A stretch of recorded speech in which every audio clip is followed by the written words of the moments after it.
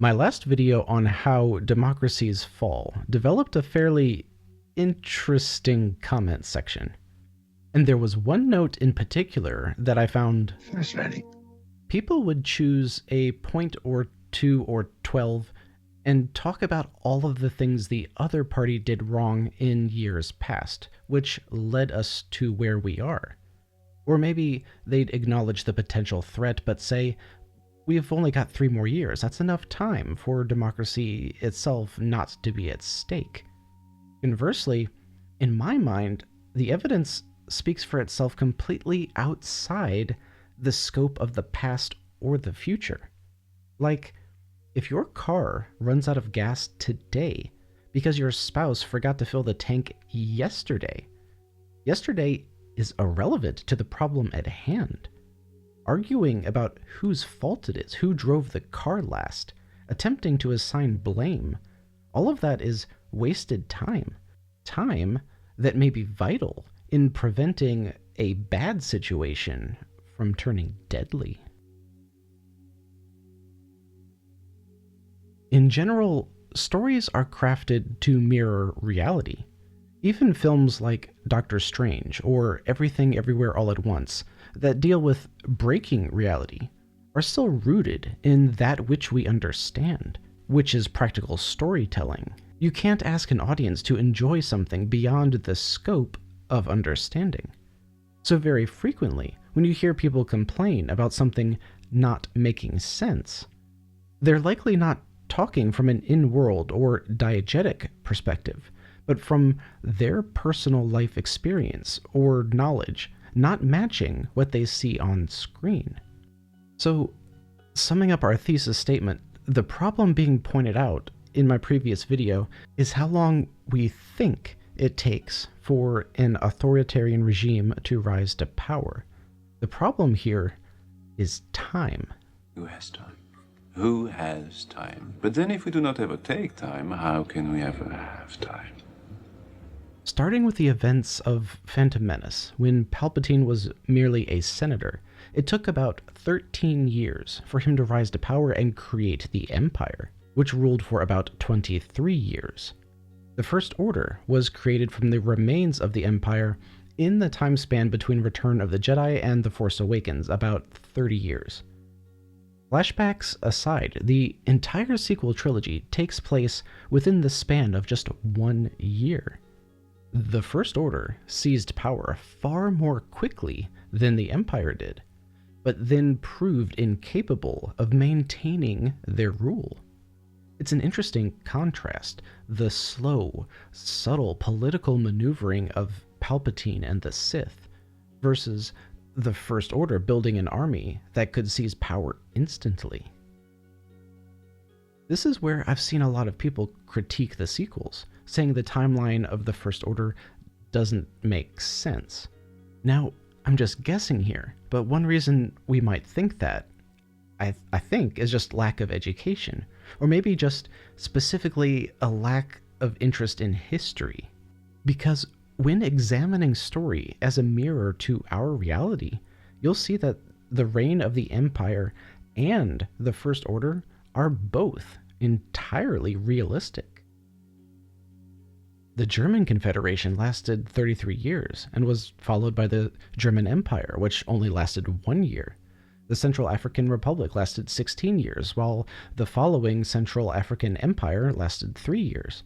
The Empire of Vietnam lasted 5 months and 12 days.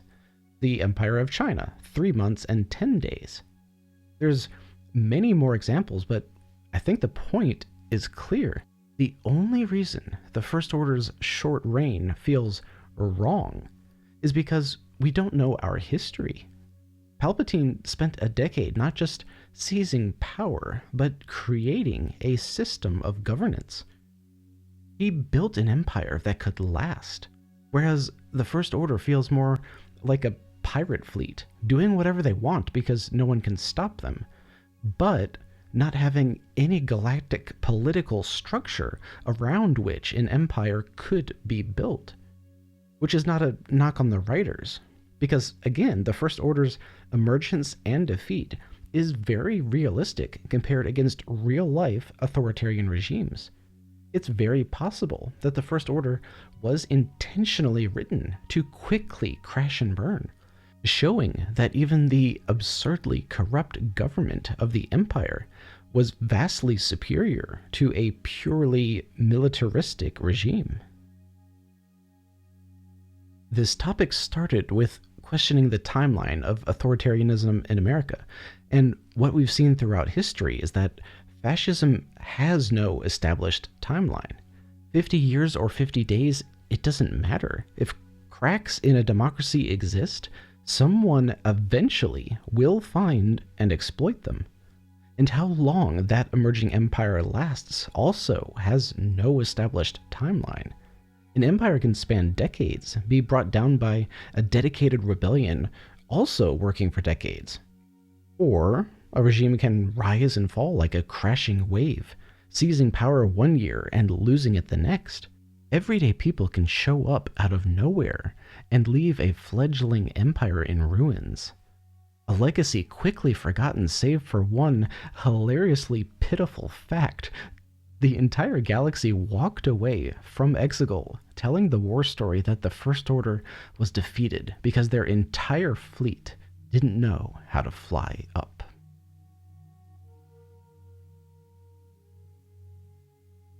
We watch episode 7 and are like, okay, it's been decades, so the First Order being this strong makes sense, especially with Luke gone. Then we finish episode 9 and realize that the terrifying, ruthless First Order was apparently so incompetent their reign barely lasted over one single year. And we then question, how were these the big bad guys? Why did Palpatine succeed in building an empire the first time to fail so miserably the second time around? At this point, we're no longer using the story as a mirror to our reality. We're not asking these questions because they don't make logical sense or because we lack historical context. At this point, we're asking these questions because we've switched over to a different mode of film criticism. We're looking at how this new story affects the world, how the subplots play out. We're looking at character arcs. We're comparing themes that have been in place since the original film in 1977. Now when we say this timeline doesn't make sense, we're referring to how that story affects world building, how well it integrates with existing stories, and how well it establishes the potential for future stories. Likewise, when you look at my previous video and see people argue, this can't be happening, it doesn't make sense, I think some of them probably have this mindset. They can't fathom the existence of an authoritarian regime because that story doesn't fit with America's history or preferred future. And because we don't think that story fits, we think someone must be lying or must be wrong. So you see citizens and politicians alike arguing. Biden did ABC, so Trump had to do DEF. The Democrats didn't play fair regarding Bernie and Hillary, so they can't criticize Republicans now in power who aren't playing by the rules either. On and on and on, deflecting the blame to save careers or your personal mental health, with the few people actually trying to solve the issues at hand being utterly drowned out in a sea of accusations. So here we are, out of gas, stranded in the middle of nowhere. Nighttime's bitter cold rapidly descends as we stand arguing in the deepening snowdrifts, more worried about shifting the blame than saving our own lives.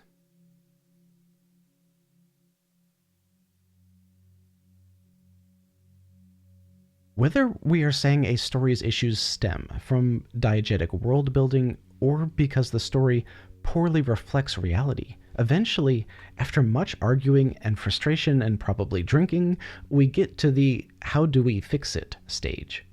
This is where I find the comments about timelines so fascinating.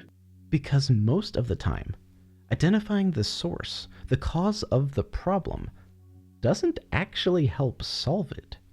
Now, if you're working in coding or manufacturing or something that's a linear process, yeah, figuring out that the intern missed entering a crucial line of data is a mandatory step in solving the problem. But if the cause of the problem is not necessary to the solution, then that cause is a distraction and not the priority. Like I said earlier, when I approach problem solving, I tend to think of it as occurring out of time. Say we misscheduled a technician and the client is on the phone, angry that no one has shown up. It does not matter which one of us messed up, and taking time to assign blame now will only make the client who's on hold on the phone angrier. Or say you and your spouse miscommunicated about who was picking up the kids from daycare. Now, a bunch of us would instinctively start going through our text messages, trying to prove to our spouse it wasn't our fault. But that information doesn't remotely help solve the problem of the abandoned kids, who we have to get in the car and go get right now without trying to figure out whose fault it is. We forget to do something important, and we sit and argue that someone should have reminded us. We do everything we can to avoid claiming responsibility for even small mistakes, even though that takes finding a solution 3 times longer than it should have. Somehow, we've developed the mindset that problem solving is a story. You have to figure out the antagonist to know who to hate. You have to argue about who's responsible for being the protagonist to solve the problem.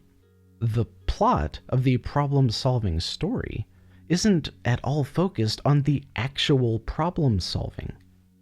We problem-solve by figuring out who did what when, and then everyone not responsible just walks away.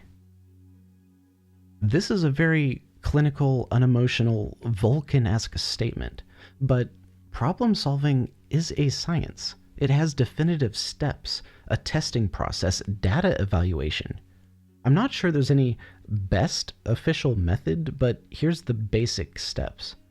First, you have to identify the problem, identifying the initial source of the problem, and then figuring out if the source of the problem is actually relevant to the solution. Next, you have to come up with probably multiple solutions and then test those to see which one works the best. Step 3 is implementing whichever the best solution is, and then evaluating the results to finally confirm that the problem is totally solved. Step 4 is reviewing the data, creating a list of rules to prevent that problem from happening again. You have to log and distribute those new policies to whoever is involved to make sure that this problem does not happen again. At this point, the problem is solved. All the work is complete. All the parties have been satisfied. If a client was involved, you've talked to the client's happy. You've talked to your spouse is happy. You've gotten the kids from daycare. Like, everything is taken care of. Now you get to the blame and the consequences, because now you have time. I see so many people get completely, utterly stuck on the first step. We are obsessed with not being at fault for a myriad of psychological reasons I've covered in previous videos. A synopsis being that your inner sense of self operates as a biological self-defense mechanism, trying to prevent cognitive dissonance to maintain mental and emotional homeostasis. So, like, basically, you'll fight hard to never be wrong, because being wrong breaks your brain a little bit. So we all tend to immediately jump to figuring out culpability. We all go and research, look through our notes, look through our text messages, through our emails, trying to figure out, did I do that? And when we're convinced we're safe, that someone else is at fault, finding solution to someone else's problem becomes irrelevant to us. And whether the problem is trying to maintain a free democracy, or the problem is being out of gas, lost out in the woods, we wind up losing sight of how important the solution is, because all we care about is the blame. From fictional hyperspace ramming to a real life friend suddenly ghosting you, we're constantly being accosted by something that doesn't make sense. And because we all interpret life differently, you may see story as a mirror to reality as being the problem, while I argue the issue might be how story affects world building. And then we're stuck on step one of figuring out why so we can assign blame, caring more about the story of why we were right than about actually solving the problem. We need to remember that problem solving should happen outside of time. What led to the problem is only relevant if the solution requires it, saving the necessary step of blame and consequence for after the problem is resolved. We need to remember that fascism has no timeline, that it is an ever-present threat lurking out in the freezing dark, just waiting, biding its time, knowing that eventually,